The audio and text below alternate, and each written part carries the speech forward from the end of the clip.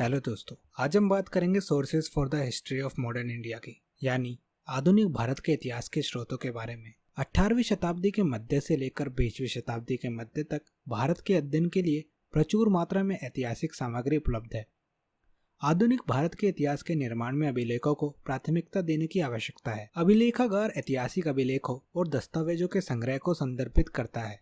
आमतौर पर प्राथमिक स्रोत दस्तावेज यानी वे दस्तावेज जो किसी गतिविधि के आवश्यक हिस्से के रूप में बनाए गए हैं। प्रशासनिक, कानूनी, सामाजिक या वाणिज्यिक वे अद्वितीय मूल दस्तावेज है जिन्हें जानबूझकर लिखा या भविष्य की पीढ़ी को जानकारी देने के लिए नहीं बनाया गया है। आधुनिक भारत से संबंधित अभिलेखागार का एक महत्वपूर्ण हिस्सा आधिकारिक रिकॉर्ड है, यानी विभिन्न स्तरों पर सरकारी एजेंसियों के कागजात। ईस्ट इंडिया कंपनी के रिकॉर्ड 1600 से 1857 की अवधि के दौरान व्यापारिक स्थितियों का विस्तृत विवरण प्रदान करते हैं। जब ब्रिटिश ताज ने प्रशासन पर अधिकार कर लिया तो इसने आधिकारिक रिकॉर्ड की विशाल विविधता और मात्रा भी रखी। ये रिकॉर्ड इतिहासकारों को हर महत्वपूर्ण विकास, चरण दर चरण का पता लगाने और निर्णय लेने की प्रतिक्रियाओं और नीति निर्माताओं के मनोवैज्ञानिक का पालन करने में मदद करते हैं। अन्य यूरोपीय, ईस्ट इंडिया कंपनी, पुर्तगाली, डच और फ्रेंच के रिकॉर्ड भी 17वीं और 18वीं शताब्दी के इतिहास के निर्माण के लिए उपयोगी है। वे मुख्य रूप से आर्थिक इतिहास की दृष्टि से महत्वपूर्ण है, लेकिन उनसे राजनीतिक व्यवस्था के बारे में भी बहुत कुछ इकट्ठा किया जा सकता है।